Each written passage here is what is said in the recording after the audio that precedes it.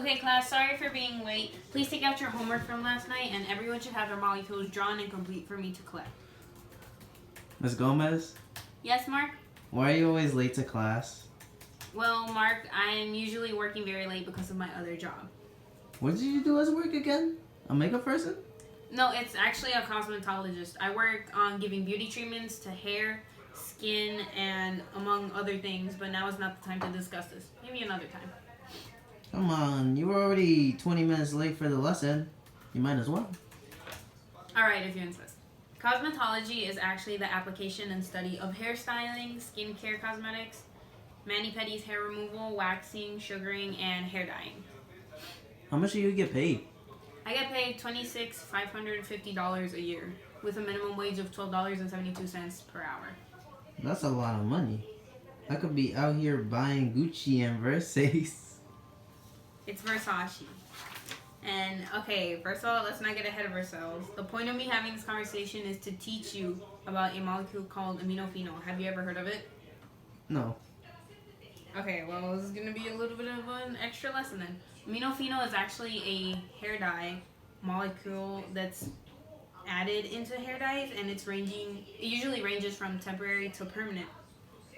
And there are quite a few different ones, such as 2-aminophenol, and it's an important molecule used in dyes and useful in metal complex dyes. And there's also a thing called 3-aminophenol, and it is ideal for the creation of several bright dyes and other hair dye colorants. And the last one is 4-aminophenol, and it is one of the most important molecules used in organic chemistry, and it is one of the most useful substances to make a medication known as paracetamol, a medication used for pain and fever. AminoPhenol has a molar mass of 109.13 g-mol, and its formula is actually up here. 6 carbon, 7 hydrogen, a nitrogen, and an oxygen. And its boiling point is actually 417.2 Fahrenheit, and its melting point is 345.2 Fahrenheit. And it's actually slightly soluble in cold water, and it's really soluble in hot water. And this is actually a picture of what it looks like. As you can see, there are six carbon atoms, and then the rest of these white ones are hydrogen, this blue one is oxygen, and the red one is nitrogen. And it actually has 15 sigma bonds. There is one in each of these bonds, and there's actually one in each of these double bonds. And there are 3 pi bonds in total, one in each of these double bonds as well. And then, it doesn't really look dangerous, but this molecule is really hazard and highly dangerous if you actually swallow it, inhale it, or give any of it to aquatic life.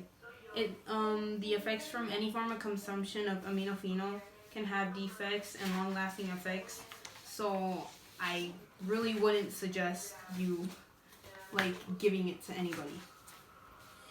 And then I think that kind of concludes this little organic chemistry tutorial, and just don't eat it. Don't eat it, it's not safe. And I love being a cosmetologist, you know? So, thank you.